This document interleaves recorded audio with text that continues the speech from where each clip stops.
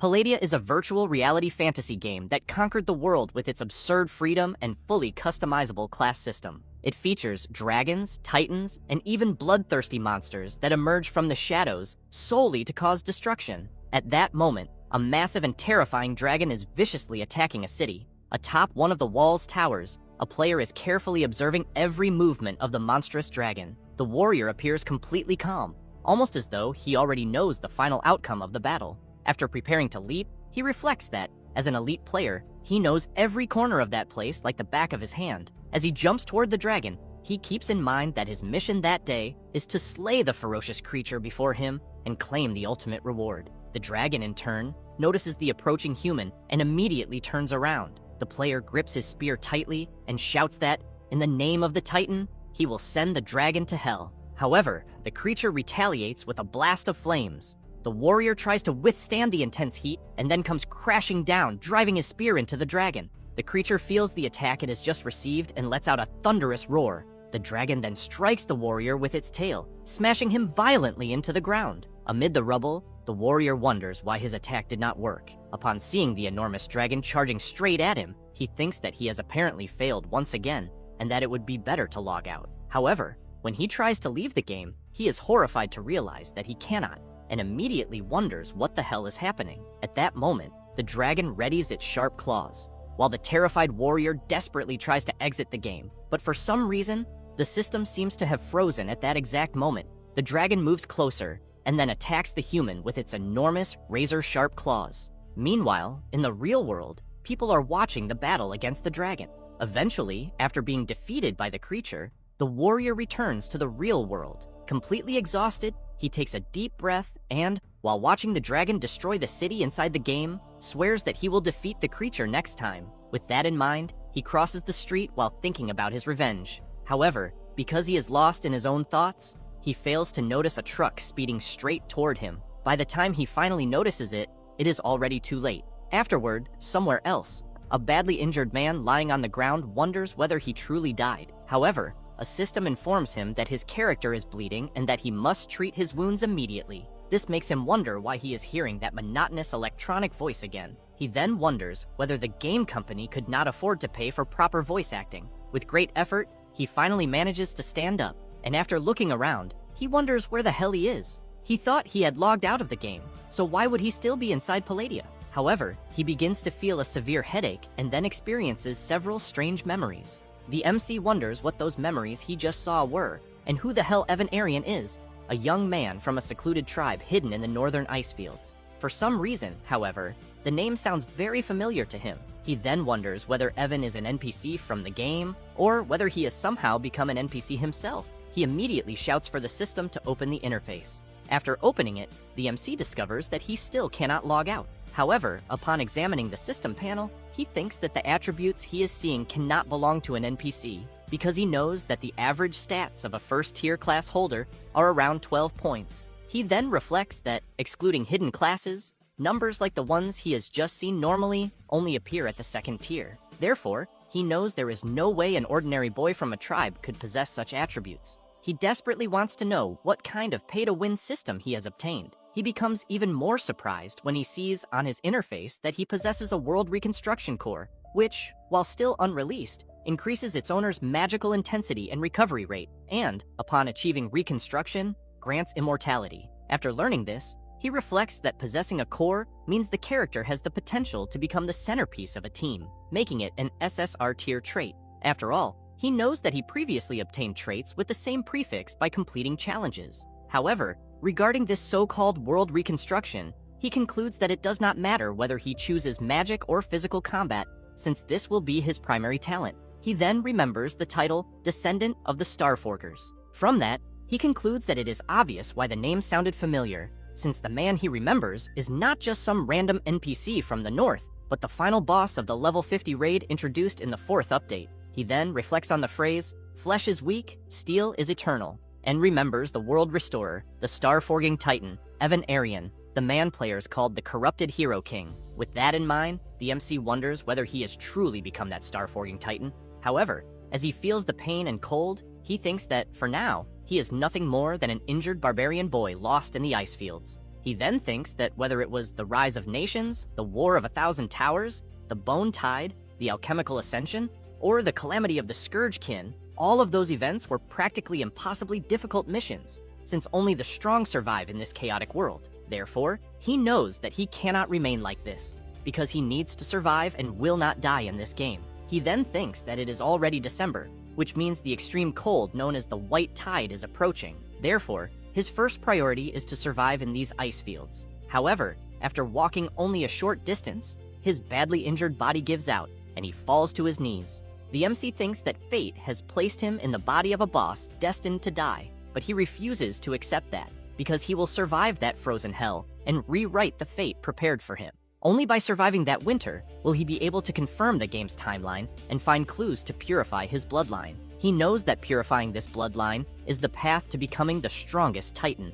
After he starts walking again, he reflects that the tribe is dozens of kilometers away, and that he is already close to the edge of the ice fields. However, the nearest country, the northern magical kingdom of Elrond, is still hundreds of kilometers away. At least he remembers a hunter's cabin in the nearby forest. He thinks there should be firewood and food there to help him endure the winter. He will hide there during the worst of the White Tide. Afterward, he will follow the trade routes and hitch a ride with a caravan to the central empire of Linde. After all, he knows that Linde is where all the major events begin. Once he arrives there, he will be able to enter the main storyline. In addition, it is also where the class path he is most proficient with can be found. The Alchemical Knight, a new class that emerged after the Magitech alchemy revolution and is capable of forging the toughest armor. However, while walking, he hears something. He turns around and wonders whether someone is approaching. He tries to run so that he will not be caught, but because of his injuries, he once again falls to the ground. The MC thinks that someone is approaching on horseback, but that place is nowhere near any trade route. Therefore, he knows there is no reason for anyone to be there. A few seconds later, a shadow can be seen approaching through the fog. Soon, a woman riding a strange creature appears, moving at high speed. However, several armed people riding shadowy horses are chasing behind her. The woman looks back and sees arrows flying toward her as the pursuers continue attacking without pause. The MC sees this and thinks that there is something strange about the black horses, because despite running so quickly, no steam comes from their nostrils, even though the cold should make that happen. Therefore, he knows that only undead mounts used by Elrond's nobility can run that way without making any sound. After taking a closer look at the woman riding the creature and fleeing without stopping, he concludes that she is Fredia Goldsmith, the Empress of the magical kingdom of Elrond. The MC still thinks that apparently, she has not ascended the throne yet and is currently only the firstborn princess. That means the current time is before the year 1886 of the new era, and the world is still in that swords and sorcery phase, similar to the Middle Ages. Furthermore, based on his experience as a veteran player and the strength of the three people before him, he believes they cannot be above level 2. With that in mind, he concludes that there is only one answer. He then covers himself with snow to avoid being discovered. One of the men riding a black horse asks his partner whether they are going to capture the princess alive. The other replies that they are not. They then ready their weapons to attack. However, the MC, who is hiding beneath the snow, reaches out and grabs one of the horse's legs, leaving the rider confused as he tries to understand what is happening. Evan finishes emerging from the ground, shoving the horse and causing the animal to lose its balance. The MC then activates Berserk State and gains 4 additional points in his strength attribute. The man lying on the ground becomes alarmed and shouts a warning that an unknown person has infiltrated their ranks. Evan charges forward, demanding to know how they dared attack the mount. He plunges his dagger into one of the men's chests, grabs his cloak, and tears it away, remarking that he knew they were nothing more than a group of filthy vampires from Elrond. The others immediately turn around to attack the MC, who picks up the vampire he defeated and uses him as a shield against their arrows. Evan thinks that the resilience of purebloods is absurd and that, even at low levels, they do not die easily, not even when their internal organs are damaged. At that moment, the Empress's mount becomes exhausted and collapses to the ground. One of the vampires tells his partner to go after the princess, as he will take care of things there. The man then approaches the MC and tells his companion that being controlled so easily by a low-level barbarian is disgraceful. He asks whether he feels no shame in belonging to the nobility of the knight. The man tries to defend himself, saying that he was merely caught off guard for an instant. Evan grows tired of the pointless chatter and hurls the vampire with all his strength at the other man, who is a level 2 blood drinker, while the defeated vampire is a level 1 neophyte. The MC reflects that, in the end, one of them is a blood drinker, while the other two are neophytes. He then charges forward, declaring that it is time to finish them off. However, the blood drinker also advances, telling the boy to experience the speed of the purebloods. Evan narrowly dodges and thinks that he needs to be careful of the rapier. Then, after allowing the rapier to pierce his hand, he laughs and tells the blood drinker that he would like to see him use it now. With that, he clenches his fist with tremendous force and delivers a devastating punch. Evan reflects that it is fortunate his berserk tolerance is several times greater than normal, because with 100% pain sensitivity, having his hand impaled would be unbearable. He then throws the blood drinker's rapier to the ground and asks whether the current nobility of the magical kingdom truly has no real combat experience. As he defeats the neophyte, the princess tells the MC not to underestimate the nobility of Elrond. Just as she says that, he finishes the man off by striking him directly in the head with a rock.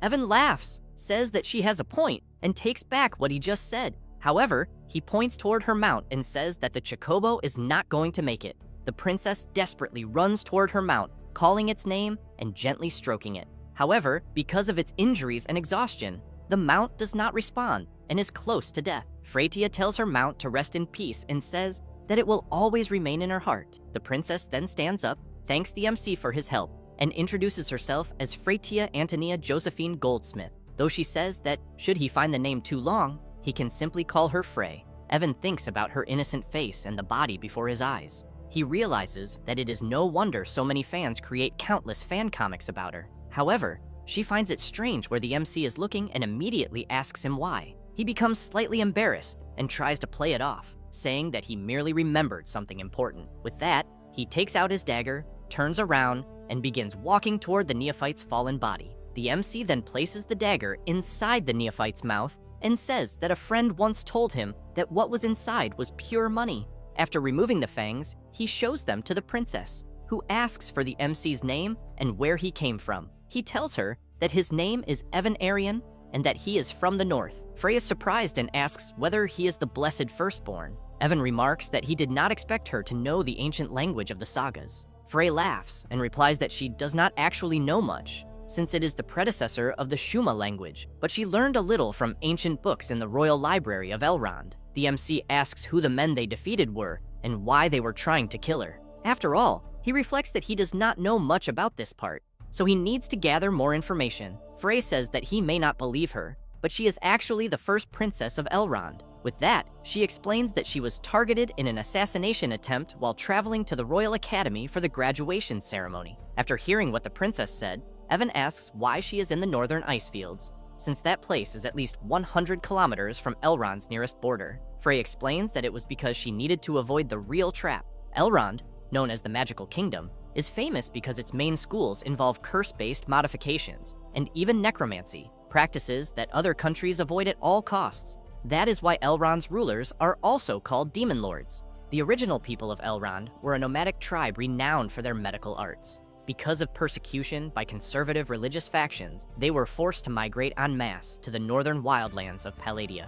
To survive, the people of Elrond began researching various ways to fight monsters. Over time, they ceased being mere healers and evolved into classes such as red mages and flesh monks, specialists in curse-based modifications. They also gave rise to classes that directly manipulate bones and souls, necromancers. They even created a ritual for modifying the human body known as the Rites of Elrond. From that point onward, the people of Elrond became the strangest group in the world. No one knows what kinds of hidden cards they conceal behind their grotesque appearances. However, unlike the nobility, who possess privileged paths of evolution, most commoners can only accept cheap, mass-produced modifications, becoming low-level demons with fixed classes, such as farmers fused with oxen or laborers with gorilla arms. Evan reflects that he never would have imagined that the eldest princess before him, who seems somewhat absent-minded, would one day begin a glorious revolution. After all, it appears that Frey tried to break this rigid class system. With that in mind, he asks what she meant by the real trap. Frey explains that the attack on the Royal Academy was merely a distraction intended to force her toward the capital, Avonmore. Therefore, the enemy's main force was probably waiting on the road between the Academy and the capital. With that, she explains that she and her subordinates split into two groups and took a detour through the northern ice fields toward Avonmore. However, she believed that even if people had been stationed there there would not be many of them. In the end, she thought she would be able to handle it. After learning this, Evan thinks that he never would have imagined that the future Blood Queen, the 43rd Demon Lord of Elrond, had such an innocent side. She, in turn, asks whether the MC is still listening to her story. He replies that he is, and asks her to continue. Before that, however, he asks whether she would like to discover who ordered her assassination. Extremely surprised by the question, she says yes, but asks whether he knows. Evan then grabs the blood drinker's body and drags it closer to the princess. He asks how many people in Elrond have mastered the pure blood modification rituals. Frey says that including the Duke of Blood Dragons, there are 12 noble families. However, even though they oppose the Academy accepting commoners, they would not go so far as to assassinate a member of the royal family. The MC kicks the blood drinker's head and tells the princess that she forgot to mention one more group. Frey immediately asks who she forgot. Evan tells her that, obviously, it is the necromancers. He says this while looking at the man lying on the ground and claims that he is pretending to be dead. At that moment, the blood drinker opens his eyes and, after getting back to his feet, laughs and says that he did not expect to be discovered. However, the man now looks completely different, as his skin is peeling away from his body and falling to the ground. Frey mentions magical imprints, bone manipulation, corpse puppetry, and long-range spiritual projection. After all, she never expected to encounter a great mage from the Hippocratic school within Elrond's necromancer faction.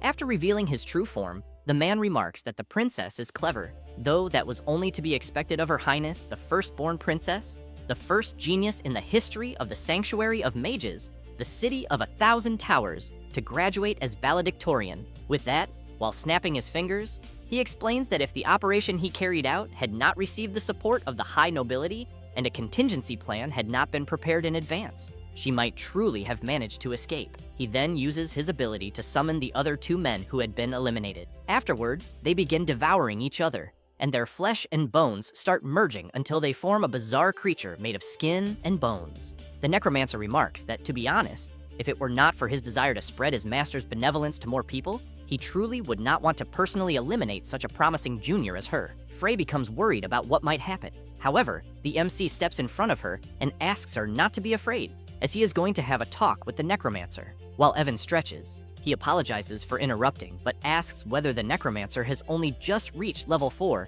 and has not yet reached level 5. He replies that this is indeed the case. He adds that, despite having lived for more than half a century, he was fortunate enough to walk the path of the Flaming Sword and eventually obtain that crown. With that, he emphasizes that there is still a slight difference between him and the perfected nobles. However, he asks whether the boy believes he can defeat him. Evan replies that not exactly, as he was merely asking. He then walks over to the princess, carries her on his back, and asks the necromancer whether he has forgotten that barbarians are swift on their feet. The MC then turns around and runs away at full speed. The necromancer is greatly surprised by this and wonders how the boy knew that he had not yet finished adjusting his skeletal generals. However, as he begins merging with his creature, he swears that the boy will regret it. After completing the fusion, the necromancer orders his creature to pursue the MC immediately. As soon as it begins chasing them, it attacks at the same time. Evan asks how a mere level 4 dares to pursue him. However, he is forced to take things seriously,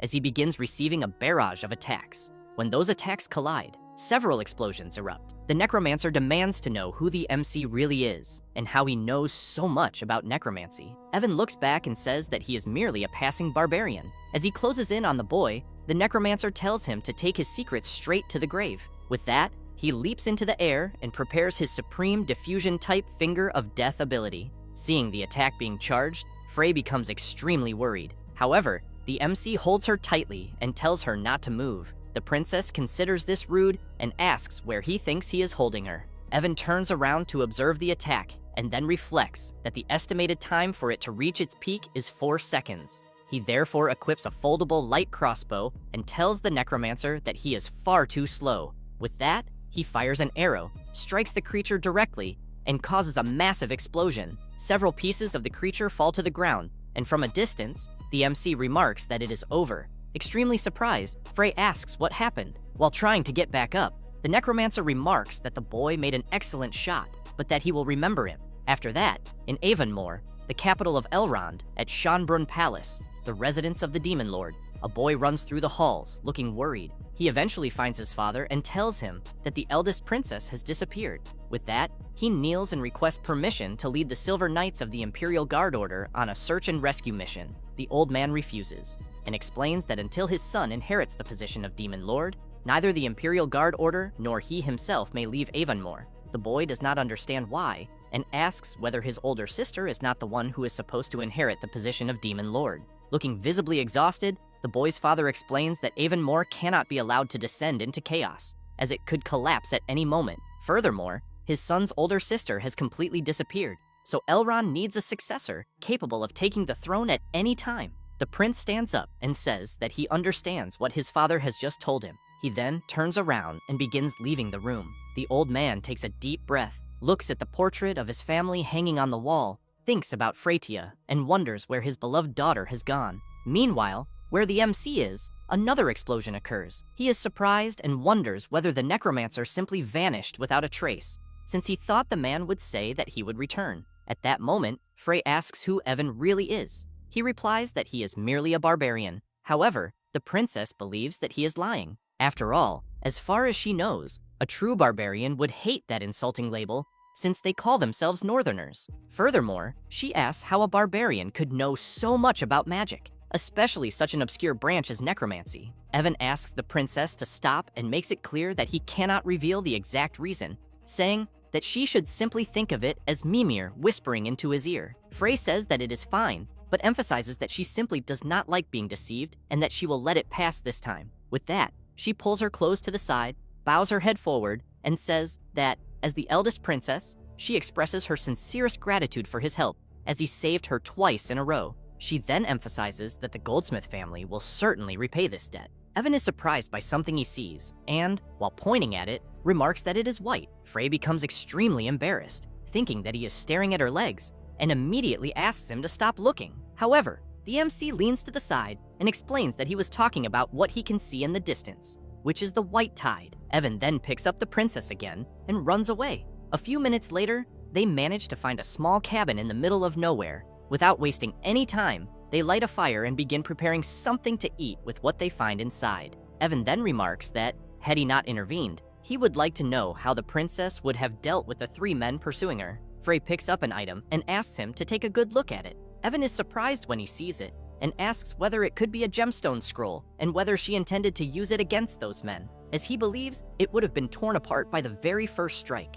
The princess remarks that he apparently knows quite a lot, but asks why a necromancer would carry out this assassination attempt. The MC replies that it is quite difficult to say, but after thinking it over, he asks who would benefit the most if she were eliminated. Frey says that it might be her brother, Otto. Evan is surprised to hear this, but asks whether she means the pink-haired prince who dresses like a woman. Frey tells him not to be deceived by appearances, since although the prince might seem like the greatest beneficiary if she were eliminated, that is not actually the case. Furthermore, even if that dress-wearing prince drank an entire bottle of Elrond's strongest liquor, he still would not have the courage to do such a thing. However, because the Demon Lord is gravely ill, if Otto became the crown prince, the conflict between the civilian reformists and the conservative nobles would grow even worse. The ones who would benefit the most from that would be the third faction, which controls most of the resources. Evan asks whether it could be the Necromancer faction. Frey stands up and says that she needs to return to Avonmore immediately.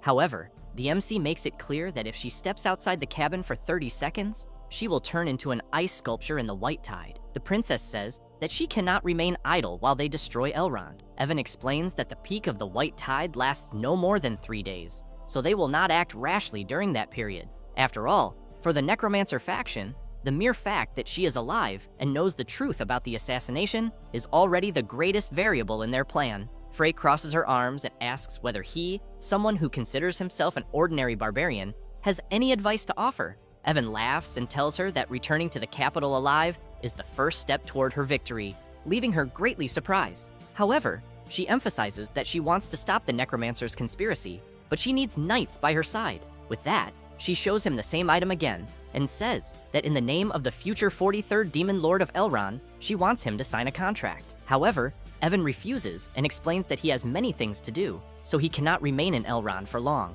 He knows that, to the Goldsmith royal family, a contract is sacred and inviolable. and once signed, it must be honored until death. However, the MC then says that even so, he cannot simply ignore the necromancer's conspiracy. Frey becomes slightly embarrassed and points out that she cannot offer him land or titles at the moment. However, if he is willing to become her Black Knight, the only thing she can offer him is herself. Hearing this out of nowhere completely catches the MC off guard. Totally embarrassed, he tries to explain that this is not what he meant, because he truly has a mission of his own. If she wishes to reward him, he hopes that, when the time is right, she will perform a rite of Elrond for him. He then reflects that he never imagined the dignified firstborn princess of Elrond would be more direct than a modern person from before his transmigration. Frey, in turn, thinks that this will not be a problem, and that, as long as the ritual design does not involve top-secret information, she can perform it as soon as she recovers her magic. However, she asks whether he has already decided what kind of ritual he wants,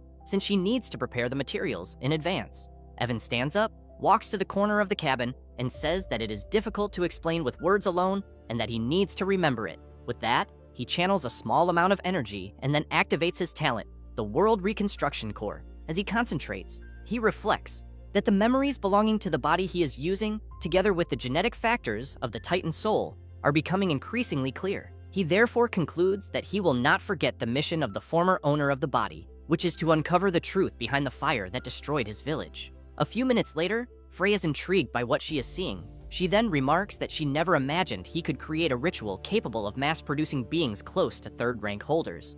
Evan asks whether there is any problem with that, since the materials may not be cheap, but all of them should be available on the black market, and the only truly rare one is dragon blood. Frey grabs his arm and asks whether he is truly trying to prevent a war, because something like this was not created to prevent any war. Evan explains that power itself has no morality, people do. Furthermore, the one analyzing this project at the moment is a scholar, not a demon lord. She becomes thoughtful about this, but then swears upon the goldsmith bloodline, and as a candidate for demon lord, that she will neither disclose nor pass the project on to anyone else without Evan Arian's permission. He, in turn, asks the princess not to take the matter so seriously, and says that the nearest city is Flandra. Therefore, once the white tide passes in 3 days, they can go there to obtain the materials needed for the ritual. 3 days later, they arrive in the city of Flandra, a famous commercial city in northern Elrond. It is a northern city-state under the direct jurisdiction of the Demon Lord and is not governed by the sword-bearing nobility.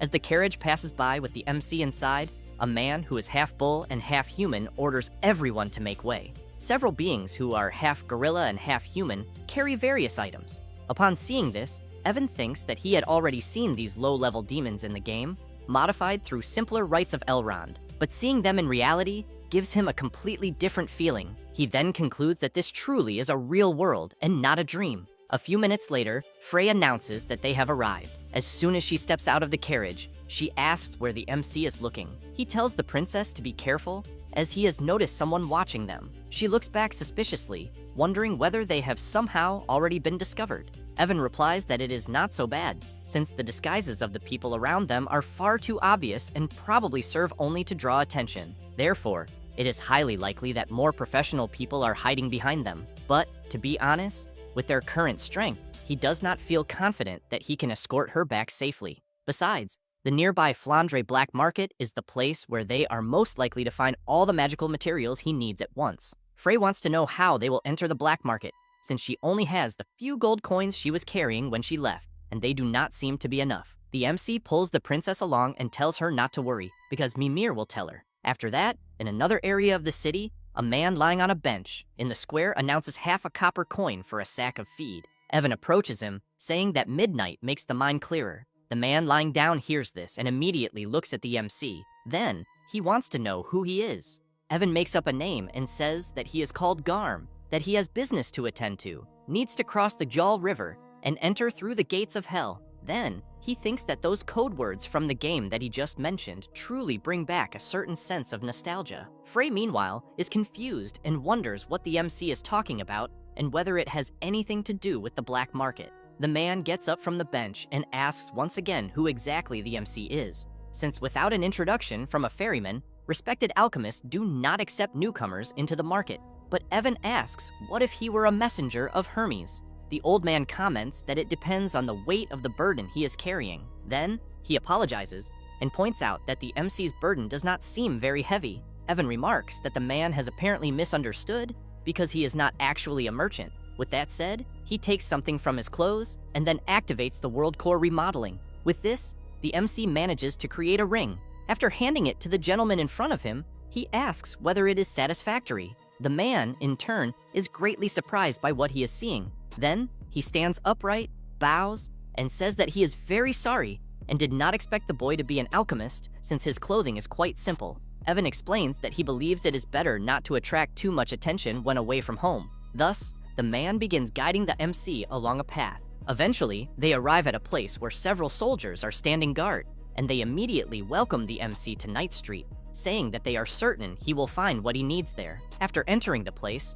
Evan carefully observes his surroundings. But as soon as they approach the Golden Light Tavern, the guide tells the MC that there is a gentleman inside recruiting alchemists and offering a very generous reward. With that said, he comments that, should the boy not mind, he can remain inside the tavern for a while. After they enter, Frey, confused by the situation, wants to know whether there are no alchemists who work specifically for the black market. Evan explains that the black market is illegal. Therefore, he believes that no alchemist would want to become deeply involved with it. However, as long as someone has money, she can be certain of one thing. That is all that matters. At that moment, a man arrives greeting the MC and the princess and saying that it is an honor to meet them, but asking them to forgive him for being late. Evan comments that Mr. Jabba is very kind. He, in turn, wants to know which master the boy studied under to become a formal alchemist at such a young age. While Evan picks up a mug and uses his power, he explains that he studied under Master Edward Elric of the Genoa Trade Confederation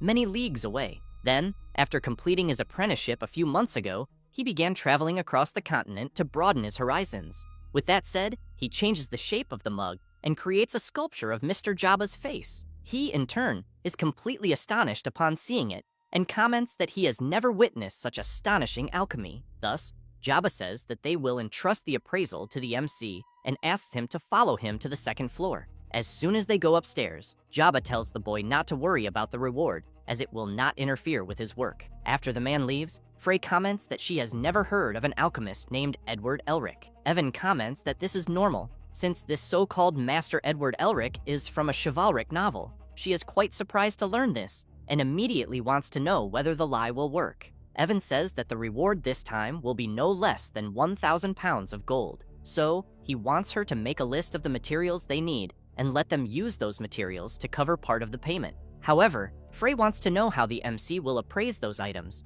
since they cannot keep deceiving them by using the name of some master. Evan tells her to relax, as he has his methods. 2 hours later, the MC goes to Mr. Jabba and informs him that the appraisal he requested is complete. Then, he asks him to prepare the items on the list. Jabba becomes excited and thanks him. Afterward, he emphasizes that, before sunset, he will deliver the materials on the list and the remainder of the payment to the public laboratory of the Alchemists' Association. Frey comments that everything is fine and that she understands. Jabba laughs and says goodbye. But after leaving, he comments to another man that the girl is merely a beautiful maid, so he wants to know why his legs tremble every time she frowns. The man tells his boss that the people the shadow-faced individuals are searching for are also a man and a woman from the ice fields. Then, he wants to know whether it is merely a coincidence or whether the girl his boss saw with the alchemist is one of the people being sought. Jabba tells his subordinate to contact their superior because the guests staying there seem extraordinary. After that, at the Alchemists Association,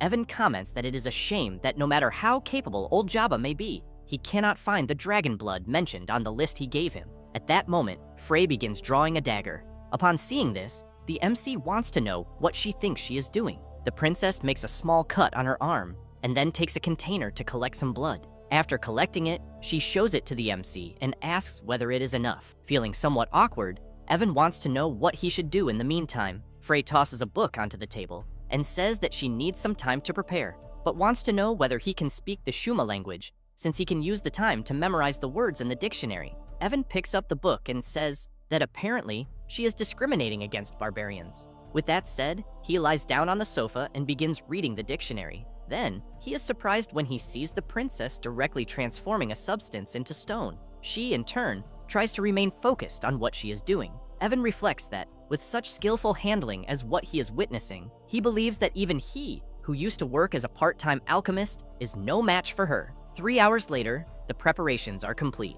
Frey, utterly exhausted, tells the MC that she has finally managed to get everything ready. But since it took 3 hours, she believes that her skills have apparently declined somewhat since leaving the City of 1,000 Towers. With that said, she explains that this is the first time she has used this type of curse modification model. Then, she wants to know whether he is certain that they do not need to test it before using it directly. Evan comments that it is fine, and that he has complete faith in her abilities. Then, upon seeing in his system that the completion rate of what Frey created is at 200%, he reflects that this level of completion means that not only were substitutions made using high-level materials, but the ritual plan was also further optimized. Therefore, he places his hand on the princess's shoulder and asks her to trust him and herself. With that, the MC begins removing his clothes and, once he is ready, comments that he is going to begin. Embarrassed upon seeing the barbarian shirtless, she wants to know what he thinks he is doing. As he removes his pants, Evan tells her to look away and stop staring at him, but Frey walks over to him and writes a few words on his back. Then, a magic circle with several ancient runes appears. The princess explains that she cast underwater breathing on him, so she believes he will not need to breathe while inside. Evan enters the large container filled with the prepared formula, while the princess remarks that she is still not entirely certain about what she has done. As he sits down, Evan tells her to relax, since this is for his own good. With that said, he lies down and becomes completely submerged. Then the formula begins entering his body and rapidly spreading throughout it. The MC awakens in shock and realizes that his soul has separated from his physical body. When he looks to the side, he sees a massive system screen displaying his own body and organs in detail. Evan wonders whether he will have to assemble it himself. After all, although he is a hardcore gamer, he has never performed surgery before. However, upon realizing how much time he has to do it, he knows that simply waiting, as he is doing now, will not solve anything. Therefore, he decides to fuse the second heart first to maintain his internal circulation and stay alive. As soon as he places the heart in position, the veins throughout his body are quickly activated and his blood flow is restored. Next, Evan activates the nervous system, digestive system, respiratory system, and tubular organs for strengthening the bones. The MC becomes excited upon realizing that he is managing to do this without much difficulty, and that, apparently, there is even a set of black carapace armor available for him to use. As soon as he applies the carapace armor, the remaining time runs out. With that, the system congratulates him and informs him that all body-related attributes have increased by 3 points, that the boy has gained additional traits, and that he has acquired the innate gift of heaven-bestowed armor. In addition, the Titan bloodline has been activated, but the forging of the stellar soul is still in progress. Evan believes that he will return now that the time has ended, and thinks that he has not yet completed the inspection. Meanwhile, Frey is watching him closely and hoping that everything goes well. Then, she thinks that she never expected the recently improved formation to be so effective. Seeing that the MC is responding well, she concludes that he truly made an excellent deal. At that moment, someone pounds heavily on the door. The princess becomes worried, wondering whether anyone else was inside the Alchemists Association. The person continues knocking on the door. It is Mr. Jabba, who says that he is sorry to disturb them, but it appears that there are several errors in the list the MC submitted earlier. Frey apologizes, but emphasizes that her master is conducting an experiment. However, she thinks that the arcane mark she previously placed in the corridor has been triggered. Therefore, she knows that there is more than one person behind the door and believes that she must strengthen the room's defenses. Thus, she activates her magic, and several plant roots begin growing along the inside of the door. Then, Frey activates the faction designation of perfect summoning and asks for a level 1 monster to appear. With that, a circle of energy is created, and something emerges from within it. The princess thanks the creature for answering her call and asks it to help replenish her mana. With that, energy flows into the princess's body and helps restore her mana. However, Jabba continues pounding on the door and saying that the matter he needs to discuss is important and must be clarified in person. Frey prepares to summon monsters of levels 2, 3, and 4. After succeeding, she summons 3 creatures. Then, she forms a magic circle around them and activates her 5-ring magic, the Lesser Oath of the Otherworld. In this way, she manages to summon another being named Gabrielle. She immediately approaches the princess and says that she will fight for her. The other creatures take their positions in front of the door, waiting for any movement. Meanwhile, outside the room, Jabba orders his subordinates to break down the door. They immediately charge forward with all their strength and attempt to knock it down. However, they are repelled by powerful barrier magic. One of them becomes nervous and shouts, demanding to know what kind of magic that was. Jabba calls more subordinates and orders them to completely destroy the door. They draw their weapons and then, all at once, begin attacking it relentlessly. Little by little, the door begins to break apart under the powerful impacts. Gabrielle tells the princess that she finally remembered to summon her and that Lady Antonia personally asked her to take good care of her. Frey is pleased to hear this and points out that her father is gravely ill. Then, should Gabrielle have an opportunity, she wants her to deliver a message to her mother. After the princess tells her the message, the summon replies that it is fine and that she will deliver it. However, Mr. Jabba's subordinates manage to break down the door and shatter the barrier magic. Then, they begin entering the room, only to find several of the princess's summons waiting for them. Jabba is quite surprised and immediately wants to know whether there were not only 2 people inside. Then, he demands to know what the other creatures he is seeing are. Gabrielle and the other summons do not respond and charge at them. Terrified, Jabba orders his subordinates to eliminate everyone. The bear easily defeats one of them, and so does the other summon. Jabba becomes worried and shouts for them to retreat. However, the wolf summon circles around and blocks their escape from behind. Jabba draws a dagger and challenges the wolf to come at him, saying that he has something delicious to give it. The wolf, in turn, becomes enraged, leaps forward, and bites the old man fiercely. Meanwhile, Gabrielle covers her face in embarrassment and comments that she now understands why her lady did not summon her earlier, even though she was alone. Frey tells her summon to stop talking nonsense and emphasizes that the battle is not over yet. Upon seeing the MC, Gabrielle comments that her young lady ended up being deceived by a barbarian. Frey wants to know what her summon is talking about. She moves a little closer to the MC and carefully observes him. Then, she asks whether the princess is using her own noble blood in a ritual for a barbarian.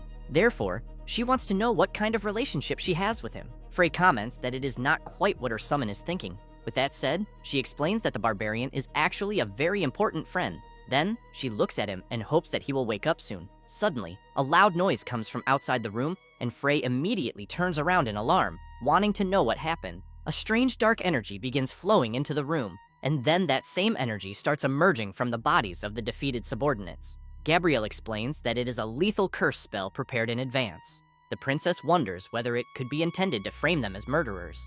Then, a man covered by a cloak appears, saying that it has been a very long time since he last saw his dear old classmate. Frey becomes intrigued and asks whether he is Kion Paulus. Then she comments that since he is there as well, it means that the School of Necromancy has completely betrayed Elrond's royal family. Kion removes his hood and explains that this is merely a reunion between former classmates. Then, he wants to know how that could be considered treason. Gabrielle tells her lady to remain alert, because she can sense a dreadful evil aura. As Kion uses his power, he asks why the strange angel would reveal such a fact, since he truly dislikes direct confrontations. With that said, he summons his dark creatures. Frey thinks about spiritual exercise and soul harmonization, and asks whether he has been promoted to a 2nd-level soul master of the School of Necromancy. Kion replies that he has, and asks whether she knows how much someone like him, who comes from a humble background, must sacrifice to obtain power. Then, he takes out an artifact and asks her to allow him to show her the answer through his actions. At that moment, powerful dark energy flows toward the artifact, and he comments that the answer is everything. Gabrielle equips her sword and then asks the princess's other summons to protect her. The creatures quickly charge forward, but they are repelled by Kion's dark energy. A powerful explosion occurs, and they are violently thrown to the ground. Gabrielle stands in front of the princess to protect her, but tells her not to worry, because she will do everything she can to keep her lady safe. However, upon seeing the condition of her summons, Frey tells them to be careful and not to fight, because they will be in mortal danger if they are injured. At that moment, Gabrielle asks the princess to look, since the shockwave has dissipated. She becomes extremely surprised when she sees Kion's summon, the Iron Guard of the Underworld. Frey calls out to him and asks whether he truly burned the souls of everyone who had been inside. Kion emphasizes that they were merely a group of gangsters. Then, he wants to know why Her Highness is grieving over those criminals. Gabrielle prepares herself and makes it clear that evil deeds committed for wicked purposes do not cease to be evil simply because they are inflicted upon villains. Kion laughs and comments that this is exactly what he would expect from an angel, since her words are so righteous and radiant. However, he wants to know what else there is to it. Therefore, he orders his summon to advance. The Iron Guard draws its weapons, and Gabrielle charges forward, asking the princess to cover her. With that said, she begins fighting a frantic battle against the Iron Guard of the underworld, which attempts to counterattack from her blind spot, greatly worrying Gabrielle. However, the princess steps in front of her and blocks the attack with her shield magic. Gabrielle takes advantage of the opportunity and lands a powerful kick on the Iron Guard. However, Frey reflects that, with the undead puppet there, Kaon himself cannot be attacked. Therefore, she believes that the battle will apparently not end anytime soon. Then, he realizes that the princess is performing a royal bloodline ritual. He comments that Her Highness's performance truly does not live up to such an enviable resource.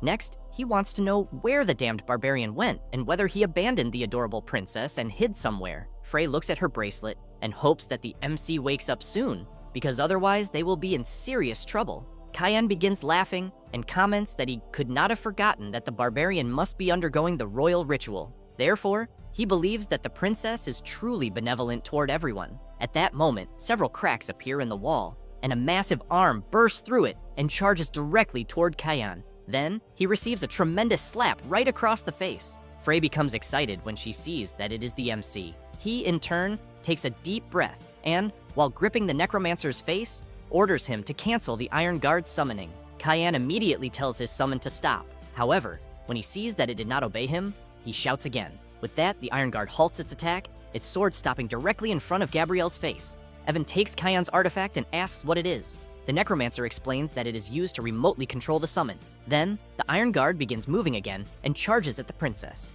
Evan grabs Kayan and shouts, demanding to know what is happening. He becomes frightened, and while attempting to control his summon, says that it is not obeying him. Then, he wonders whether a certain individual would be willing to sacrifice his life to eliminate the great princess. As Gabrielle steps forward to protect her lady, the MC reflects that the puppet possesses no independent thought. Therefore, it is clearly being directly controlled by someone with greater authority. He then concludes that this person is approaching their location and that apparently he needs to end the battle quickly. Thus, he hurls Kayan violently into the ceiling and then leaps onto the Iron Guard to restrain it. The summon, in turn, becomes extremely enraged, and after turning around, readies its weapons to attack the MC. Upon seeing this, Frey shouts for her friend to be careful.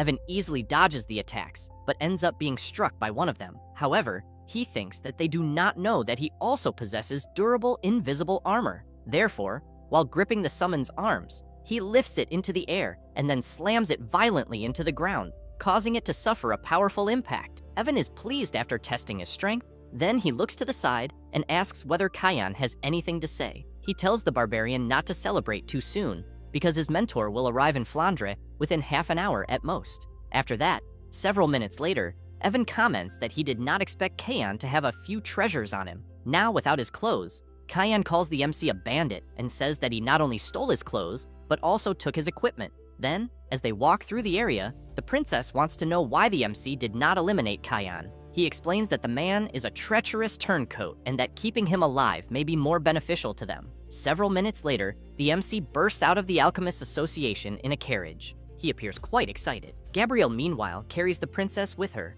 but wants to know whether the MC knows what kind of vehicle he's using and whether he even knows how to drive it. Evan laughs loudly and says that he does not know yet, but that he is reading the manual. With that said, he explains that what he is driving is a magic-powered carriage. However, when Frey sees where he is heading, she shouts, warning him to be careful. Evan becomes worried and quickly pulls the lever to the side, causing the carriage to tilt and balance on only 2 wheels. After avoiding the obstacle, he continues laughing and saying that he is learning little by little. As soon as they begin leaving the city, a strange black smoke starts appearing in the sky. Gabrielle immediately wants to know what it is. Evan explains that it must be the work of a 4th-level archmage from the School of Necromancy, the infamous pale-bone Lucius Sulla, and that the black cloud is actually the Black Curtain, filled with legions of undead.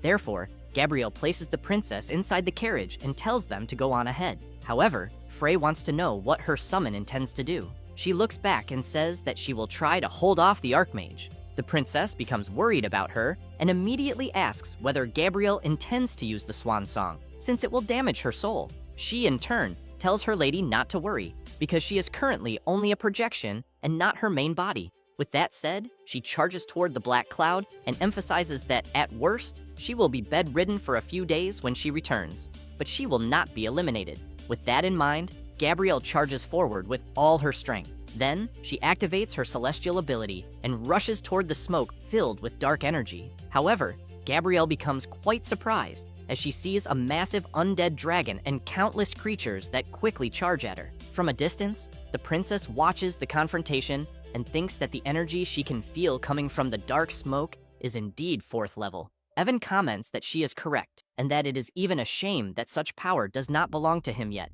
With that said, he thinks that they need to hurry, because they cannot disappoint Gabrielle. Therefore, the MC increases the carriage's speed even further. Meanwhile, Gabrielle continues advancing through the battle. She manages to defeat and eliminate several creatures at once, and they can barely defend themselves against her powerful celestial attack. Then, a mage orders the creatures to defend themselves by raising their shields. In this way, the undead gather together and create a massive dark shield. Gabrielle becomes intrigued upon seeing it. Then, she thinks that she hopes her lady manages to escape far away. Therefore, Gabrielle amplifies her celestial power and charges at the dark shield. Then, a massive explosion occurs upon impact. The power is so great that debris is hurled so far away that it nearly strikes the carriage carrying the MC and the princess. A few seconds later, the gigantic dark shield begins to shatter. The Archmage wants to know whether Gabrielle is an angel of the sacred song from the divine realm and what relationship she has with the great princess. Gabrielle gives the Archmage the middle finger and replies that it is none of his business and that he should consider himself lucky this time. With that said, her time as a summon comes to an end, and she disappears while swearing that the next time she uses her main body, she will definitely cut off the old man's head with an axe. He, in turn, watches the angel disappear and wonders how many hidden powers still surround the great princess of Elrond. Then, the Archmage reflects that, apparently, the matter is becoming increasingly troublesome. With that in mind, he decides to retreat. Meanwhile, the carriage that MC is driving begins to slow down. He tells the princess that they have run out of fuel and water, so they need to find some supplies. As Frey gets out of the carriage, she asks if Evan heard anything, because it sounded like someone was crying. Then, looking around, MC notices some people a little farther ahead in an open field. Several people are crying and looking worried beside the body of a badly injured animal. A woman cries heavily and says that apparently a farmer's plow ox was killed. However, the princess tells MC that she does not think that is a plow ox. She says she's almost certain it is a person. More precisely, a person from Elrond. Meanwhile, in the corridor outside the laboratory, Kyan gets up and becomes furious as he thinks about the barbarian who attacked and robbed him. Then, someone with a sinister aura approaches Kyan, who quickly realizes that it is Koru Veges. Koru tells him that he is there to take over Kyan's job. The redhead wants to know why it has to be him and whether his mentor has given up on him. Koru says that not only has the mentor not given up on Kyan, but considering his efforts during the journey, he is even promoting him to the 3rd rank. Kyan becomes excited upon hearing this and feels grateful to his master. However, Koru tells him not to celebrate too soon, because in truth, the mentor would love to skin him alive. But considering that the person who recommended him is a powerful 4th rank Archmage, he suppressed his anger. Kyan becomes intrigued upon hearing this, and immediately asks why he is telling him all of that. Koru says that if Kyan can provide him with some information about the target, then after completing the mission, he might even give him part of the credit, which would count as Kyan making amends for his crimes. Kyan asks if Koru wants information, because clearly that is going to cost him more. After that, an hour later, in a village, MC is giving several candies to some children. The woman from earlier, who had been crying heavily, tells MC that he buried her husband and gave them many things, so she truly does not know how to thank him. Evan says there is no need for that, and that she already told him where the water source is and thanked him, so he thinks that is already enough. Then, MC goes over to the princess and tells her that a woman said there is a well in the neighboring village, and after refilling the magic carriage with fresh water, they will be able to leave again. However, looking very upset, Frey says she feels useless because the people of Elrond are suffering, while she, the eldest princess, is doing nothing to stop it. Evan climbs into the carriage and emphasizes that the most important thing right now is for them to survive. With that said, he smiles and calls the princess over, saying they should save their own lives first, and then there will still be hope for everything else. She agrees, and as they leave in the carriage, Evan says he hopes they can reach the nearest inn before nightfall. A few hours later, they arrive at the village and immediately look for a tavern where they can eat. Both MC and the princess are disguised with different hair. Frey asks why Evan insisted on booking 2 rooms and what they will do if they are separated and those people show up at night. He explains that they booked 2 rooms but they will only stay in one. That way, even if those people appear, they will not be able to know for sure. While eating, the princess thinks she understands what MC had in mind, but he asks if she had actually planned to share a room with him from the beginning. She does not like hearing that, says no, and tells him to stop talking nonsense. At that moment, a loud noise rings out, and several windows in the tavern shatter. The people inside become worried and shout for the windows to be blocked as quickly as possible. However, it is already too late, and a bizarre creature appears through one of the broken windows. Then, it climbs inside. But at that very moment, something is hurled with tremendous force and hits the creature directly in the head, causing it to collapse to the floor. Surprised, the people turn around to see who did it. With the chair in hand and one of its legs broken off, MC laughs and thinks that it worked. With that, the people in the tavern become happy, celebrate, and ask the great Odin to bestow the most beautiful blessings upon the hero who saved them. After reflecting on what he just did, Evan thinks that he should not have acted that way. Meanwhile, in the cemetery of the city of Karl, Koru, standing among the graves, calls out to his lord and says that he will bring his love to even more people. With that said, he activates his magic, causing the undead to begin crawling out of their graves. It does not take long before several more emerge. He looks toward the city and orders the undead to head southeast for about 1,200 meters and go to the common inn. Then he realizes that what he did was too hasty. So, he recites an ancient chant and channels his power. Afterward, he orders the undead to find the noble princess at the location he mentioned. Back in the city, MC somehow senses danger and tells everyone to prepare for battle. The residents begin placing large boxes in front of the doors to block the way. Evan tells the men to stay on the first floor, orders the women and children to go to the second floor, and asks everyone who has a weapon to step forward. At that moment, something slams hard against the door. Evan tells everyone to remain silent and then calmly walks toward it. He begins hearing someone shouting for help, saying that there are monsters everywhere outside and begging the people inside to hurry and let her in. Some people ask MC to let her inside because they need to help her, but Evan shouts for everyone to wait a moment. He asks the person on the other side if there are many monsters outside. She replies that there are, and that she cannot even count how many. The people become even more worried and ask MC to let her in, but Evan keeps questioning how many people are outside the door and whether there is anyone else besides her. She replies that she is alone and that the monsters are getting closer. Then, she asks if MC is really going to stand there and watch a young woman get bitten to death by monsters. Evan crosses his arms and says that if she is the only person there, he wants to know how she managed to get through the countless horde of undead. This makes the others stop and wonder about the same thing. At that moment, the noise at the door grows even louder. One of the people asks what they should do. Evan asks for a weapon, and after taking it, he charges forward and drives the sword straight through the door with all his strength. With that, the noise outside intensifies, and so does the pressure against the door. Then, several claws appear through some cracks, and MC concludes that they are ghoulbone claws. He then reflects that, apparently, there seems to be a necromancer controlling the creatures. Soon after, the door is completely smashed apart, and a huge bizarre creature appears before letting out a loud roar. But without thinking twice, Evan charges straight at it and brutally attacks it. Then, he tells the people not to worry because he will protect them. However, as soon as he looks to the side, he sees an entire horde of undead approaching. When the people see it as well, they become completely paralyzed with fear, wondering how there can be so many. Evan steps forward and orders everyone to prepare for battle. Filled with confidence, they shout that they will protect their families, and so, a frantic battle begins. Meanwhile, on the second floor, Frey tells the women and children not to be afraid and asks everyone to stay together and surround the children. After they do as instructed,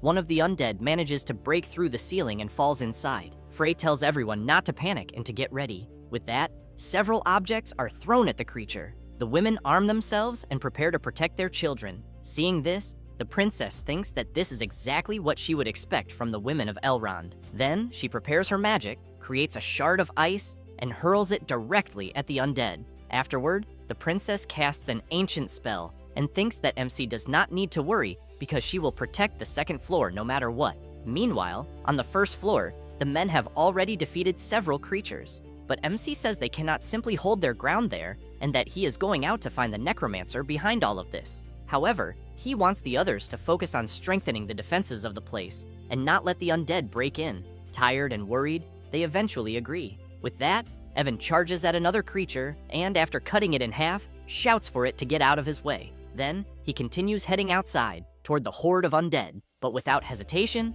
he confronts the creatures that get in his way. Eventually, the sword he is using breaks, and he becomes worried. But he reflects that, considering it was made of forged iron, it actually lasted quite a long time. With that, MC stomps hard on the ground and then activates his world remodeling core ability. This allows him to create stone armor around his body, along with 2 swords. He then reflects that, although he has never played this way before, he also knows that dual-wielding weapons and going berserk is the complete form of a barbarian. With that said, he becomes excited and says that he is going all out. Then, he charges at the undead.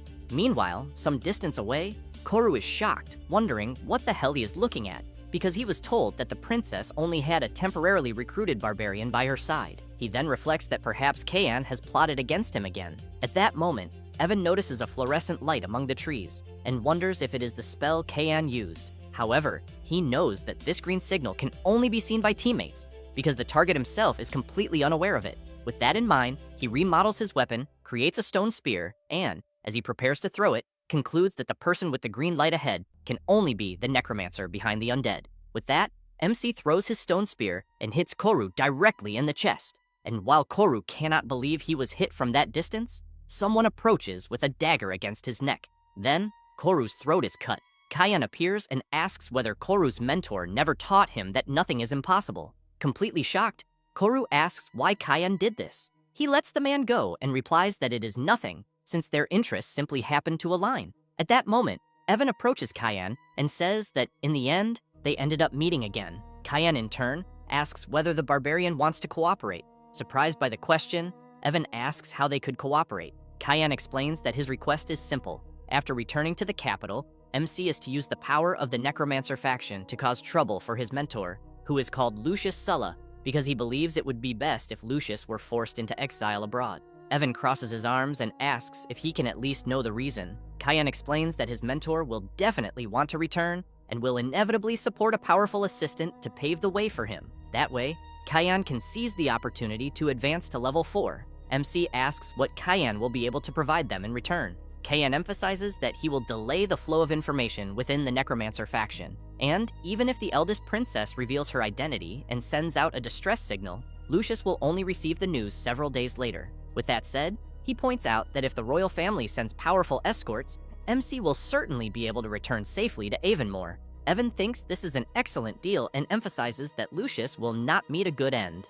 After that, Kayan leaves, telling MC to make sure he does what was asked. But Evan reflects that if Frey sends out a distress signal, there will only be one possibility. The safety of the common people is under threat, not her own. With that, he concludes that Kayan truly understands the princess very well. He then wonders what kind of relationship exists between them. A few minutes later, inside the tavern, everyone is happy and celebrating their victory in the battle. In a more private location, Evan says that they need to return to Avonmore as quickly as possible, or more innocent people will be sacrificed. Frey says that she will write to the nearest temple immediately and ask them to notify the royal family through special channels, and that her brother Otto will find a way to locate her. After writing the message, the princess asks Sox to come out.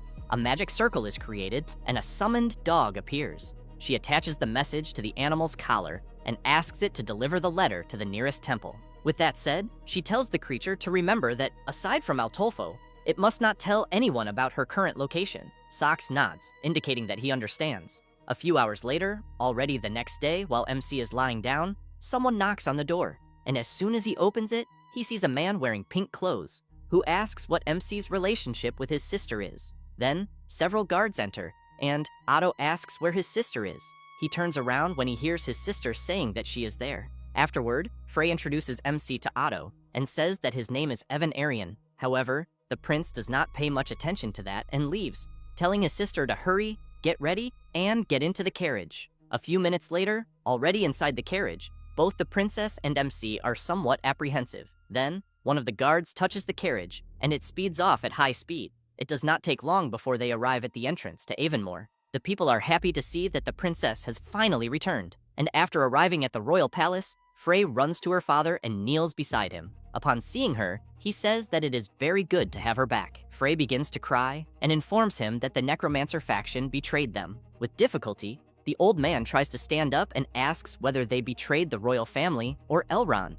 The princess says that they betrayed the entire material plane. The king says that he never imagined the immortal cult was worshipping evil gods. Then, he says that he heard she signed a contract with a young man named Evan, so he wants to know what kind of person he is. Frey asks her father to listen carefully and says that to be more precise, he is a rather strange person. The king asks her to invite him to dinner with them because he wants to meet him. She stands up and replies that she will arrange it as soon as possible. After the princess leaves the room, her father calls for Ashuram and asks him to tell Gaius to come see him because he does not believe that old man failed to detect the existence of cultists. Ashuram says that he understands and will do as his majesty requested. However, the king also asks his vassal to investigate MC because he wants to know all the information related to him. After that, in his room, MC is relaxing when someone knocks on the door. He tells them to come in, and a maid introduces herself, saying that her name is Maria and that she is the head maid of Mishwan Palace. Then, she says that King Goldsmith, the noble ruler of Elrond, invites him to dinner, but considering MC's arduous journey, she wants him to take a bath and rest for a while in the afternoon. A little embarrassed as he takes a closer look at the maid, he says that he understands, and that apparently this is basic etiquette. With that, MC follows the head maid. She arrives at a huge pool and tells Evan that they have arrived. He walks to the edge of the pool, and Maria grabs him and asks him to allow her to help him undress so they can bathe together. Evan immediately moves away from her, somewhat embarrassed, and emphasizes that there is no need, but asks whether this is also part of the hospitality. Maria replies that it is, and explains that this is one of a maid's duties. Evan puts his hand in the water to check the temperature, but says that he had not heard that the Goldsmith family had become powerful enough to afford having a third-level professional serve as a maid. Maria laughs and says that apparently she has been discovered and that, in that case, she will not disturb his rest. But MC notices that she has a hidden weapon. After that, a few minutes later, elsewhere in the palace, Ashuram asks what kind of man the princess chose. Maria says that he is a very cautious young man with sharp observation skills, and that he is probably not lustful. Ashuram says that he does not remember asking her to try to seduce the boy. Maria approaches him and asks if he is jealous. He tells her not to do that again, and emphasizes that her task is complete, and that she should leave the rest to him. But Maria asks if he is really going to handle it personally. Ashuram becomes serious, and explains that it is not exactly like that. At most, he will let his brothers and sisters have a little fun. With that said, he whistles, and several wolves appear. Back at the royal palace of Avonmore, Evan is getting dressed in an outfit that was left for him to wear. Then, as soon as he opens the bedroom door, he comes face to face with a huge white wolf. As he approaches, he observes the creature and concludes that it really is a wolf. Then, Ashuram and Maria appear, and the commander tells Sheila to give the guest a taste of his own medicine and teach him a good lesson. With that, the creature lets out a loud howl. However, she ends up surprised and then becomes extremely happy because MC is tickling and playing with her. Maria laughs, and Ashuram comments that this was a miscalculation. Then he thinks it would be better to forget about it and personally test the boy openly, like an uncle would. Evan thinks that, if he is not mistaken, the giant and fluffy creature's name is Sheila. Then, Ashuram approaches and asks if the boy's name is Evan Arian. With that, Sheila goes over to him, and MC thinks that Ashuram is a 4th-rank boss. Ashuram then asks if the boy wants to train with him, because he is also curious to know what kind of person Princess Frey ended up liking. Evan says that it would be an honor. With that, everyone heads to the training grounds outside the palace. Ashuram tells the guards training there to spread out because he is going to spar with a guest. They are surprised, wondering if their mentor is really going to train someone. And as soon as the two stand face to face, Ashuram asks if MC is ready. He replies that he is, and tells Ashuram to go all out. Ashuram does not hesitate and charges forward, saying that the boy was the one who asked for it. But Evan prepares himself and emphasizes that it will not be as easy as the old man thinks. Ashuram attacks, but a huge rock is created and prevents him from striking. Then, Evan channels his ability into the training sword, and Ashuram asks if the abilities he just saw are the boy's specialty. He laughs and says that it is more or less like that. With that, Ashuram charges again, but Evan does not stand still and advances as well, unleashing his attack. However, Ashuram's attack manages to break MC's sword. With that, the old man says that the boy has lost and thinks it would be best to end the fight. But Evan laughs and says that he has not lost yet and that he will not give up. With that said, he releases flame power into what remains of the sword and launches an attack. Ashuram becomes concerned and immediately shouts for everyone to scatter as quickly as possible. And as soon as MC's attack lands, an explosion occurs. While the dust is still settling, Ashuram coughs heavily and says that this was far too excessive, and that apparently, young people these days are unbelievable.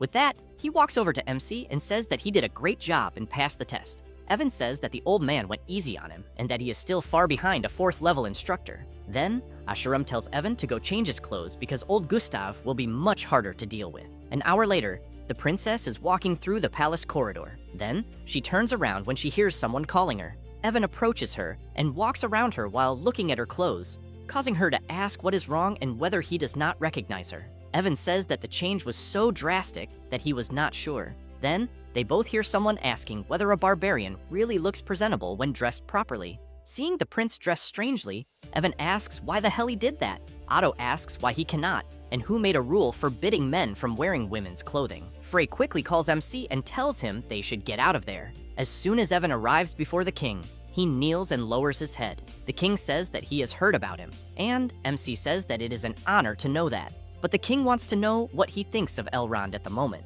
The question catches MC by surprise, but the king continues, asking him to say what he truly thinks, without lies, or what should be done for Elrond. Evan becomes serious and says that a reform would be great. A few hours later, near a sinister tower, someone walks up the staircase, and then that same person informs another that the first princess and the barbarian have already arrived in Avonmore. The person inside, holding a mug filled with a very strange fluorescent liquid, takes a sip and then tells the person outside that the construction of the Apocalypse-class undead Colossus, the Death Rejector, is progressing well, but he needs him to continue fueling the conflict between the Conservatives and the Necromancer faction to buy him enough time. With that said, he emphasizes that once he finishes creating the Death Rejector, even the Goldsmith royal family will have no choice but to yield in the end. The man outside tells his mentor that he knows what needs to be done. Incidentally, it is Kayan. At that moment, inside, a plant asks whether the young mage is the apprentice the old man chose, because he does not seem particularly exceptional. The Archmage replies that he is not, and emphasizes that he has not yet reached the point where he needs a successor. Then, he makes it clear that even if he wanted one, he would not choose someone so mediocre. With that said, he uses his magic and explains that what he is holding in his hand is a map of the city's underground sewers. Then, while showing the map to the plant, he says that he wants it to enter the city's sewers and leave spell marks at the specific locations marked on the map. The plant laughs and says that apparently it is quite a grand plan, and that it seems the old man is ready to make the civilized world his enemy. He nods, implying that he is. Back in the main hall of the royal palace, Evan tells the king that the new generation of Transcendents will, in the future, have a greater chance of finding new paths and new methods to propel Elrond into an entirely new era. The king asks if they will be like the boy. Then, the old man reflects that even though the boy is only level 1, his body possesses a high-quality reserve of magical power greater than that of a level 2. Conceived, combined with physical proficiency close to the peak of a level 3 practitioner, and a soul ascension similar to that of a level 4 crowned. Even his physical body is vaguely showing signs of breaking free from the shackles of the material realm. With that in mind, the king asks if MC knows what individuals like the boy were called 1,000 years ago. Evan replies that he does not and asks his majesty to tell him. Then, the king explains that they were called Seeds of the Perfected. MC is quite surprised to learn this. The king explains that those at level 1 transcend instinct, those at level 2 transcend the flesh, those at level 3 transcend the soul, those at level 4 transcend mortality to forge a core, and those at level 5 transcend by forging a divine vessel, where body and soul become one, achieving perfection. Evan reflects that he had already reached level 5 before in the game, but it seems somewhat different from what his majesty is describing. Struggling to stand up, the king says that, as expected, the world they live in will ultimately be entrusted to them, the younger generation. With that said, he emphasizes that he is entrusting Frey, his daughter, and the Grand Princess to his care. Then, he asks MC to take care of her and spend more time with her. After that, in Avon Moore's grand arena, several people are ecstatic, shouting and asking for the match to be intense. A half-monster, half-human being charges forward with everything he has in the sport taking place. His opponents try to hold him back at all costs to prevent the creature from scoring a point. However, because he is extremely strong, he manages to score the touchdown. The princess is very happy and comments that the game has been incredible. Then, in the middle of the crowd, a guy notices the princess watching the game and shouts, asking everyone around to make way. Seeing the guy approach completely exhausted, she asks what is going on. The guy tells her that Caesar is dead, which leaves her quite intrigued. A few minutes later, in Avon Moore's lower district, standing before the body of a person lying on the ground, the MC comments that it is Julio Caesar, the sheriff of the reformist faction. Evan then notices the bloody footprints on the ground and emphasizes that they were made by boots commonly used by pursuers, belonging to someone 6 feet tall, which means about 1 meter and 80 centimeters. He then observes that there is also a series of inexplicable bloody letters. The princess tries to read them and comments that they spell justice in the ancient language of the sagas. She then asks what the killer is trying to express. Evan speculates that perhaps they are saying they are executors of justice, but what intrigues him is that the man they eliminated was a good man, or rather, whether he was actually not such a good man after all. However, a guy approaches, shouting that he will not allow the MC to suspect such a nobleman, especially when he is already dead. With that said, he emphasizes that if the boy does not take back what he said, he will challenge him to a duel immediately. Frey asks Brutus to stop. Evan turns around and asks why a nobleman would go alone to the lower district in the middle of the night to secretly meet someone.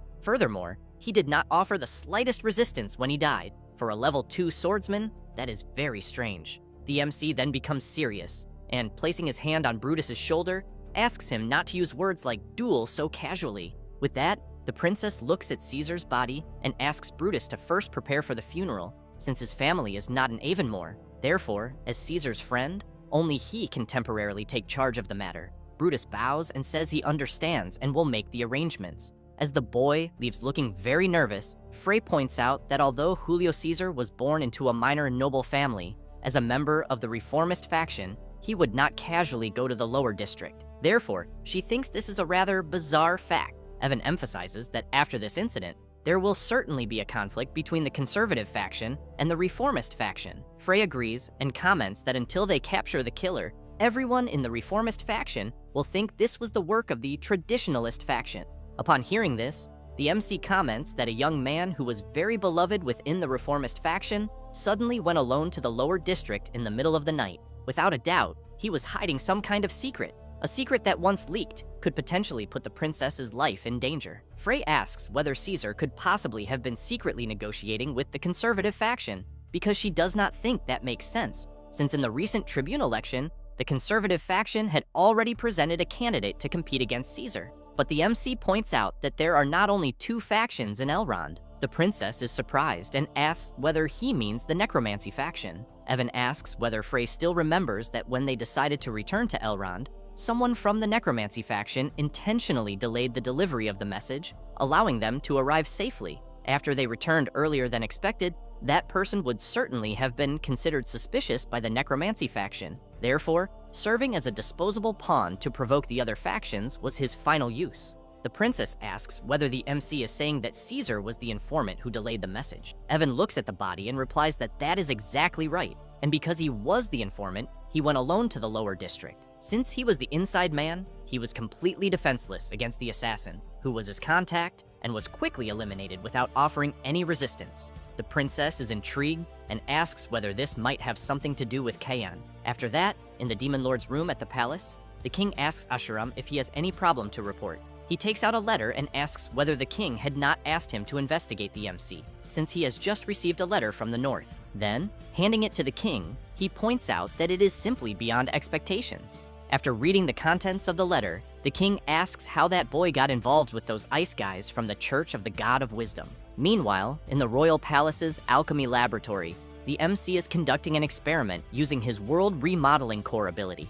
Eventually, he finishes, and, after examining the result, comments that if he is right, the weapon he just created should be called Crusher. With that, he loads it, and after checking it once more, concludes that it is time to make another trip to the lower district. An hour later, already in Avon Moore's lower district, the MC discreetly walks among the people. Then, he heads into an alley, and looking behind him, notices someone following him. Eventually, both draw their weapons on each other, and the MC asks who the person is and what he wants. However, Evan realizes that the guy is Kayan, and Kayan realizes that he is the MC. Then he comments that since Evan is there, He wants to know who was the first person to report Caesar's death to the princess. The MC asks why Kion is asking that. He approaches and quietly comments that he suspects there is another spy within the necromancy faction. Otherwise, he does not think they would have sacrificed Caesar so easily, even if he was suspected of having been exposed. Evan mentions Brutus's name and asks whether he might be the other spy. Kion replies that it is possible. Then, the MC asks what Kion's purpose for being there is, because he does not want Kion to tell him that it is the assassin's habit to return to the scene of the crime. The redhead asks whether the MC thinks he would do something that boring. He then points out that if the barbarian has the courage, he should follow him, because he is going to take him on a tour through the long history of Avonmore. With that said, he begins entering the city's sewers. Evan becomes thoughtful about this, wondering what secrets are hidden down there in the sewers. After they enter, as soon as he smells the stench, the MC apologizes and comments that he is about to throw up. However, he points out that Kion still has not told him what they are doing down there. He explains that his mentor, Lucius Sulla, has recently been creating some kind of giant and dangerous undead creature. Its combat power is estimated to rival level 4, and with the blessing of the evil god's ritual, it could possibly destroy everything in Avonmore. The MC is intrigued upon hearing about the creature's level. Kion continues, explaining that his mentor plans to use the lives and souls of countless ordinary people to feed the undead in exchange for something from the evil god's true body deep within hell, but he still has not discovered exactly what it is, and that it is probably something boring like immortality. Evan reflects on Kion's mentor using the lives of an entire city as a sacrifice, and comments that he does not think even a great archmage could accomplish something like that easily. Kion agrees with the MC, but points out that his mentor is not acting alone, since there is another force behind him. Evan asks whether Kion is saying that they are setting up a sacrificial magic circle in the sewers. Kion replies that that is exactly right. He then explains that the necromancy faction regularly creates batches of specialized undead to clean up the low-quality aberrations that breed in the sewers, which is why no one suspects what they are doing. At that moment, Evan asks the redhead to wait for a moment because he thinks something is approaching. As he sees something moving in the polluted water, he thinks there is absolutely no chance there are fish in there. Kion replies that there probably are not, but he suspects it is a water ghost. Then, a bizarre creature emerges from the water and heads toward them. Kion moves out of the creature's way and comments that it is obviously a water ghost. But he tells the MC not to be afraid, because that thing has low combat power, and a single man from Elrond could defeat a group of them. Evan turns around, saying that he is not worried about the water ghost, but rather about the thing chasing it from behind. With that, something even larger bursts out of the water and heads straight toward the water ghost. With its enormous mouth, it easily swallows its target. Evan covers his nose and immediately asks what the hell that thing he is looking at is, adding that it stinks terribly. Kion explains that it is a secret ritual monster thrown into the sewers by the Blood Order gang. After taking a closer look at it, he thinks it is most likely the uncontrolled type. The redhead then warns the MC that the creature is coming after them. He, in turn, prepares to attack. But the MC notices something and asks the redhead to look at the creature's left leg. Kion asks whether those are marks from a deteriorating lightning spell, or the effect of something similar. Evan says that perhaps the mage who caused such a mark is nearby. At that moment, Kion points his weapon at the creature and makes it clear that he really does not like that ugly, smelly thing. With that said, he fires an accurate shot right into the middle of the creature's mouth. Evan does not stand still either and fires his crusher. The creature takes massive damage and collapses. However, the MC comments that the gunshots will definitely alert the people deeper inside the sewers, so they need to hurry. However, he senses something and then warns that there is a magical reaction ahead. With that, they slowly move forward with great caution. Kion grabs his staff and asks what is happening, because what he is sensing is growing stronger and stronger. Evan laughs and points out that apparently both of them are quite popular. At that moment, the ground begins to shake, and another, even more sinister creature appears. Kion comments that it is a treant summoned by a druid, but deeply intrigued, the MC asks why such a creature would appear there in the sewers. Then, another creature begins to emerge in front of the enormous treant. Willowdithia laughs and comments that she did not expect a chance encounter to happen in a place like the one they are in. She then asks whether the MC would like to experience the path of nature, because it is much more interesting than the guy beside him with a head like dry grass. Evan thinks about the evil god cultist, fallen druid, walking mosaic, double connection Yuri nymphomaniac, a schemer who clearly should believe in revelry, Willowdithia of the Thirsty Desert. With that in mind, he replies that he refuses her request. But Kayan warns him to be careful because she is at least level 3. She, in turn, changes her expression and asks whether the boy thinks his big sister's charm is not enough, because this very big sister is going to get angry. With that said, Willow uses her vines and launches them at them. Kayan points his staff and then activates Hell Detonation, causing an explosion. Evan turns around and punches the sewer wall with all his strength. He then activates the World Remodeling Core. With that, he manages to create a stone fortress. Next, he grabs one of the vines heading toward him, tears it apart, and then charges toward the creature. She, in turn, comments that the boy seems to be rather cunning. With that, she summons her creatures and orders them to eliminate the intruders. Evan stands before the summons and quickly realizes that these creatures release poison from their bodies. Willow laughs and points out that it does not matter how strong a warrior is, because he cannot survive for more than 30 seconds after inhaling a large amount of poisonous pollen. However, Evan does not give up and grabs one of the summons. This leaves Willow intrigued, wondering what is happening and whether the boy has somehow not been affected. The MC exhales the poisonous pollen through his mouth and thinks that fortunately, the third lung implanted during the secret ritual has no problem filtering poisonous gas of this level. With that in mind, he attacks 3 creatures at once. Then, as he advances, Kay uncovers him, attacking the ones that were trying to pursue him. The mage points his weapon and comments that the second round of magical attacks is about to begin.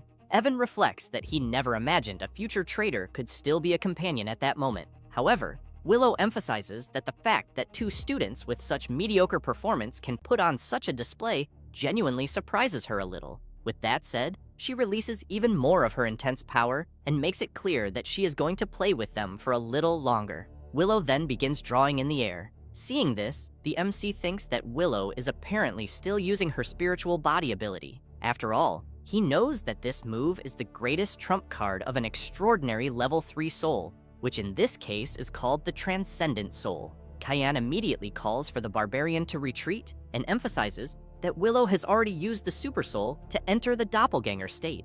Therefore, as long as her mana and vitality are not exhausted, he believes it will be very difficult for them to pose any threat to her. She, in turn, asks why they are still there and why they do not listen to her sing a song. Willow then begins to sing. However, the MC does not care at all and fires his crusher. As the bullets fly toward her, he reflects that if they can eliminate her, the main culprit, right there, they might be able to prevent the future natural disaster known as the Black Forest Abomination. However, her spiritual body raises its hand and blocks the crusher's projectiles with extreme ease. Evan tells Kayan not to panic and points out that they still have a chance. But the redhead turns around, apologizes, and makes it clear that he is going to retreat immediately. Seeing him run away like a rat, the MC comments that he is a traitor, as always. At that moment, Willow resumes singing her song and then sends her vines in every direction. Before Kayan can escape, one of the powerful vines catches him by the leg and violently lifts him into the air. Willow laughs, channels her power, and calls for everyone to face the true fear within their hearts. With that said, she activates her Scent of Fear ability and unleashes the power of soul liberation. Countless petals are released. Kayan immediately feels the effect of the ability and begins remembering a time when he was in a place completely surrounded by flames. In that place, he was begging a certain person not to leave. However, the child he was pleading with could not hear him. After that, he completely falls into a world of despair. Evan, meanwhile, tries to remain focused, so he will not fall under the effect of the ability. However, he ends up being caught by it as well, and begins remembering the year 1962 during the Year of Despair. He was surrounded by countless summoned creatures, while single-handedly holding back the main force of 400,000 undead and an apocalypse-level undead colossus. To prevent a tragedy from happening at that time, he had to fight tirelessly. Eventually, he breaks free from Willow's ability and comments that now it is reality's turn. However,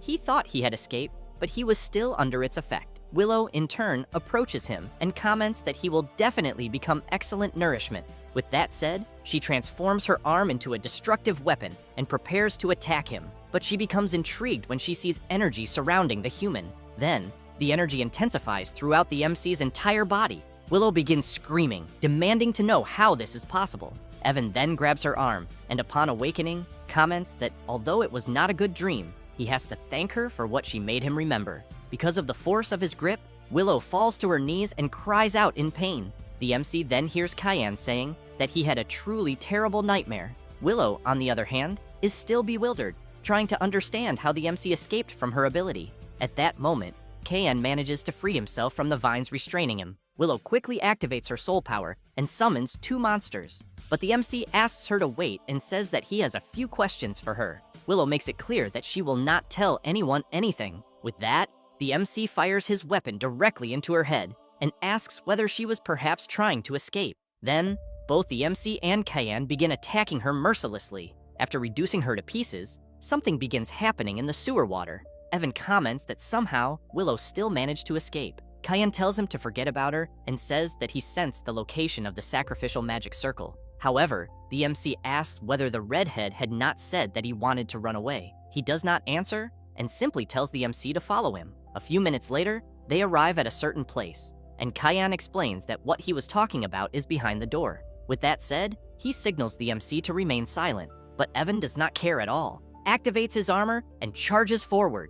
With that, he slams into the door with all his strength. After opening a huge hole, they see several mages surrounding a magic circle inside, and they immediately demand to know who dares interfere with them. Then, one of them asks where Willow went and whether she perhaps ran away. Evan prepares his weapon and replies that he will not tell them what happened to her. The mage responsible for the sacrificial magic circle grabs his staff and then orders the others to eliminate the intruders immediately. But the MC quickly fires a shot and hits the mage's hands, while his partner becomes furious. He then transforms into a wolf and charges straight toward the MC, who in turn concludes that apparently everyone there belongs to the undead cult. Therefore, while dodging the attack and trying to restrain his opponent, he asks Kyan to take care of the other one. With that said, he prepares a kick, lands it directly on the guy's chin, and sends him flying backward. At that moment, another mage prepares to attack Kyan, but he dodges the attack, which then strikes one of the walls and immediately opens a hole in it.